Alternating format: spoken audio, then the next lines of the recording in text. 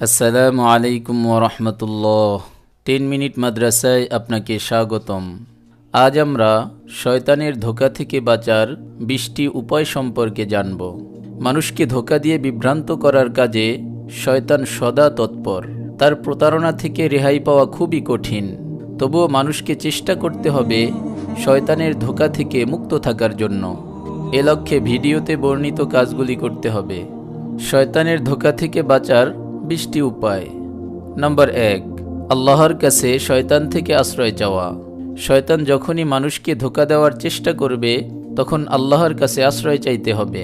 আল্লাহ তাআলা বলেন, ওয়া ইম্মা ইয়ানসাগান্নাকা মিনাশ শাইতানি নাজগুন ফাস্তাইজ বিল্লাহ ইন্নাহু সামিউন আলিম। শয়তানের কুমন্ত্রণা যদি তোমাকে প্ররোচিত করে তবে তুমি আল্লাহর আশ্রয় প্রার্থনা করো, তিনি সর্বশ্রোতা ও সর্বজ্ঞ। সূরা আরাফ আয়াত নম্বর 200। শয়তান থেকে সবসময় আল্লাহর কাছে আশ্রয় চাইতে হবে।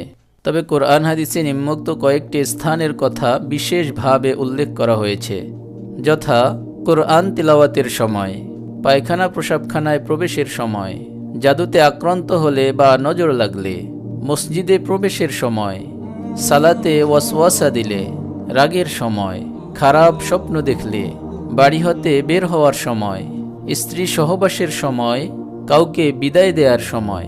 এই সময়গুলোতে শয়তান থেকে আমাদেরকে আশ্রয় চেতে হবে। নম্বর 2, কোরআন তিলাওয়াত করা, সূরা বাকারা পাঠ করা। রাসূলুল্লাহ সাল্লাল্লাহু আলাইহি ওয়াসাল্লাম বলেছেন, তোমাদের ঘরগুলোকে কবরে পরিণত করো না। যে ঘরে সূরা বাকারা পাঠ করা হয় সে ঘর থেকে শয়তান পালিয়ে যায়। সহিহ মুসলিম হাদিস নম্বর 780। অতঃপর আয়াতুল কুরসি পাঠ করা। নম্বর 3, একনিষ্ঠতা অবলম্বন করা। শয়তান সকলকে ধোঁকা দিয়ে জাহান্নামী করতে পারলেও ইখলাস অবলম্বনকারীকে ধোঁকা দিতে পারে না। শয়তান আল্লাহর কাছে এই ওয়াদা করেছে যে সে বলল, হে আমার পালনকর্তা, আপনি যেমন আমাকে পথভ্রষ্ট করেছেন আমিও তাদের সবাইকে পৃথিবীতে নানা সৌন্দর্যে আকৃষ্ট করব এবং তাদের সবাইকে পথভ্রষ্ট করব, তাদের মধ্যে আপনার একনিষ্ঠ বান্দাদের ব্যতীত। সূরা হিজর আয়াত নম্বর 39-40। অন্য আয়াতে এসেছে, শয়তান বলল, হে আমার প্রতিপালক, আপনার কসম আমি তাদের সবাইকে পথভ্রষ্ট করব, তাদের মধ্যে আপনার একনিষ্ঠ বান্দাদের ব্যতীত। সূরা সাদ আয়াত নম্বর 82-83। নম্বর 4, সকালে উঠে ফজর সালাত আদায় করা। মানুষ রাত্রে ঘুমানোর পর শয়তান মানুষকে বেশি ঘুমানোর জন্য এবং ফজর সালাত কাজা করানোর জন্য বহু চেষ্টা করে। রাসূলুল্লাহ সাল্লাল্লাহু আলাইহি ওয়াসাল্লাম বলেন, যখন তোমাদের কেউ ঘুমায় শয়তান তার মাথার পিছন দিকে 3টি গিরা দেয় এবং প্রত্যেক গিরার উপর মোহর মেরে বা থাবা মেরে বলে, রাত অনেক আছে, তুমি নিশ্চিন্তে ঘুমাও। যদি সে জাগে ও দোয়া পড়ে তাহলে একটি গিরা খুলে যায়, অতঃপর সে অজু করলে আরও একটি গিরা খুলে যায়, অতঃপর সে সালাত আদায় করলে অপর গিরাটিও খুলে যায় এবং সে সকালে প্রফুল্ল মনে পবিত্র অন্তরে সকাল করে। অন্যথা সে সকালে উঠে কলুষিত অন্তর ও অলস মনে।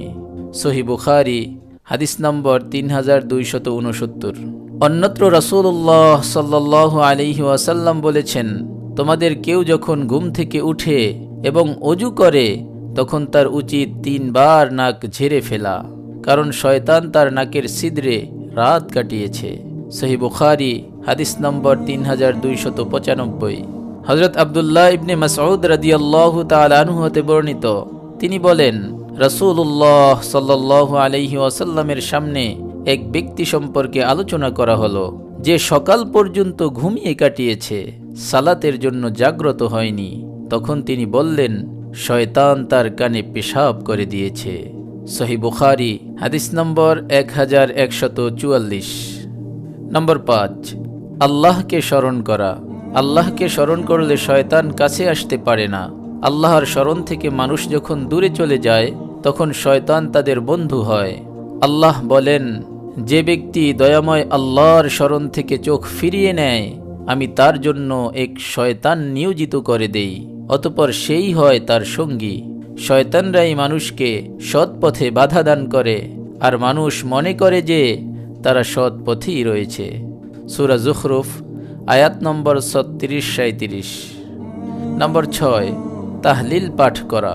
হযরত আবু হুরায়রা রাদিয়াল্লাহু তাআলা আনহু বলেন, রাসূলুল্লাহ সাল্লাল্লাহু আলাইহি ওয়াসাল্লাম বলেছেন, যে ব্যক্তি প্রতিদিন 100 বার বলবে লা ইলাহা ইল্লাল্লাহু লা শারীকা লাহু লাহুল মুলকু ওয়া লাহুল হামদু ওয়া হুয়া আলা কুল্লি শাইইন কাদির, অর্থাৎ আল্লাহ ছাড়া কোনো ইলাহ নেই, তিনি এক, তার কোনো শরিক নেই, সমস্ত রাজত্ব তার, সমস্ত প্রশংসা তার, তিনি সমস্ত বস্তুর উপর শক্তিশালী। সে 10টি গোলাম আজাদ করার সমান সওয়াব পাবে, তার নামে লেখা হবে 100টি নেকি এবং তার নাম থেকে 100টি গুনাহ মুছে ফেলা হবে। সেদিন সন্ধ্যা হওয়া পর্যন্ত শয়তানের সংস্রব থেকে সংরক্ষিত থাকবে, আর কিয়ামতের দিন কেউ তার চাইতে ভালো আমল আনতে পারবে না, একমাত্র সেই ব্যক্তি ছাড়া যে তার চাইতে বেশি আমল করেছে। সহিহ বুখারী হাদিস নম্বর 6403। নম্বর 7, জামাতবদ্ধভাবে থাকা। ইসলাম মুসলিম জাতিকে জামাতবদ্ধ থাকার নির্দেশ দিয়েছে, কারণ একাকী থাকা শয়তানের কাজ। জামাতে সালাত আদায়ের নির্দেশ দিয়ে রাসূলুল্লাহ সাল্লাল্লাহু আলাইহি ওয়াসাল্লাম বলেছেন, যে গ্রামে বা প্রান্তরে 3 জন লোকও অবস্থান করে অথচ তারা জামাত কায়েম করে সালাত আদায় করে না, তাদের উপর শয়তান সওয়ার হয়ে যায়। কাজেই জামাতের সাথে সালাত পড়া তোমাদের জন্য অপরিহার্য, কারণ দলত্যাগী বকরিকে বাঘে ধরে খায়। আবু দাউদ হাদিস নম্বর 547।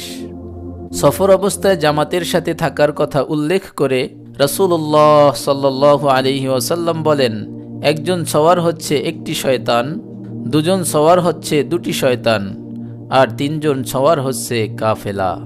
আবু দাউদ হাদিস নম্বর 2607। নম্বর 8, তিলাওয়াতের সিজদা আদায় করা। হযরত আবু হুরায়রা রাদিয়াল্লাহু তাআলা আনহু হতে বর্ণিত, রাসূলুল্লাহ সাল্লাল্লাহু আলাইহি ওয়াসাল্লাম বলেছেন, যখন আদম সন্তান সিজদার আয়াত তিলাওয়াত করে সিজদা করে, তখন শয়তান দূরে সরে গিয়ে কাঁদতে থাকে আর বলে যে, হায় দুর্ভোগ আমার জন্য, বনি আদমকে সিজদার আদেশ দেয়া হলে সে সিজদা করলো ও জান্নাতি হলো, আর আমাকে সিজদার আদেশ দিলে আমি অবাধ্য হলাম ও জাহান্নামী হলাম। সহিহ মুসলিম হাদিস নম্বর 895। নম্বর 9, তাশাহুদের সময় ডান হাতের আঙ্গুল দ্বারা ইশারা করা। হযরত নাফে রাদিয়াল্লাহু তাআলা আনহু বলেন, আব্দুল্লাহ ইবনে ওমর রাদিয়াল্লাহু তাআলা আনহু যখন সালাতের শেষ বৈঠকে বসতেন, তখন তিনি তার হাত হাঁটুর উপরে রাখতেন, আঙ্গুল দ্বারা ইশারা করতেন এবং চক্ষু সেখানে রাখতেন। অতঃপর তিনি বলেন, রাসূলুল্লাহ সাল্লাল্লাহু আলাইহি ওয়াসাল্লাম বলেছেন, এটি অর্থাৎ তর্জনী আঙ্গুল নাড়ানো শয়তানের বিরুদ্ধে লোহা অপেক্ষা কঠিন। মিশকাত হাদিস নম্বর 917।